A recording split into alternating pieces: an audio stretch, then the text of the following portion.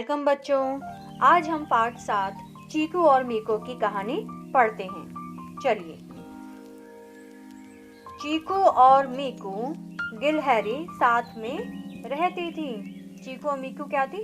दो गिलहरियां थी और वो साथ में रहती थी।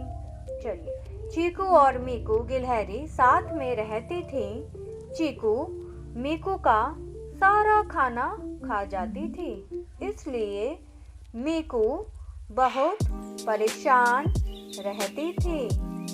चीकू खाना खा खाकर बहुत मोटी हो गई। वह इतनी मोटी हो गई कि उससे चला भी नहीं जाता था। चलिए अगले पेज पर देखते हैं क्या होता है।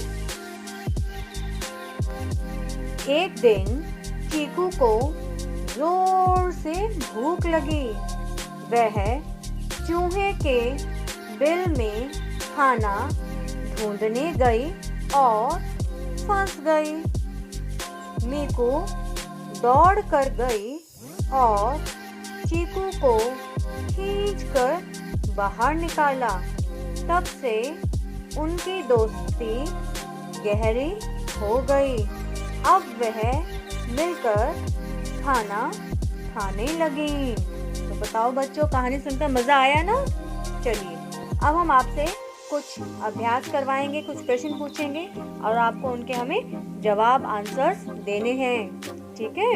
चलिए, इससे आपको कहानी की समझ और बढ़ेगी आपको, है ना? चलिए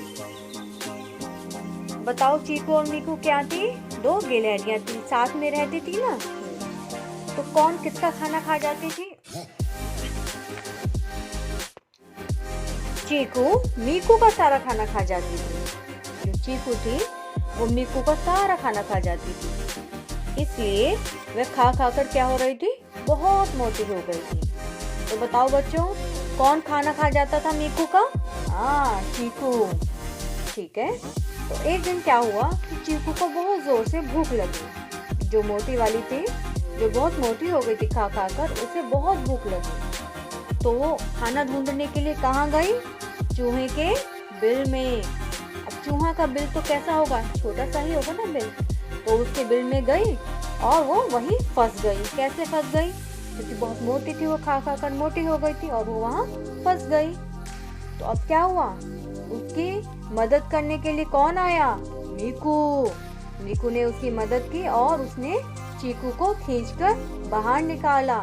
तो इस तरह से दोनों में और भी फ्रेंडशिप हो गई। फ्रेंडशिप तो पहले साथ में रहती थी पर फ्रेंड्स नहीं थी, है ना? फ्रेंड्स होती तो एक दूसरे का खाना थोड़ी खाती, अपना अपना खाती। तो अब जब उसने उसकी मदद की तो दोनों, उनकी दोस्ती और गहरी हो गई।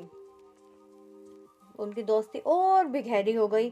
तो अब उससे क्या हुआ? अब वो दोनों मिल बांट के खाने लगी, जितना खाना उन्हें मिलता। तो देखिए उसके हाथ में कुछ गाजर दिखाई दे रही है, मीकू के हाथ में। तो अब क्या होता था?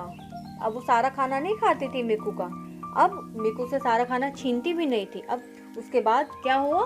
दोनों ने अपने आपस में आधा आधा बांट लेती थी।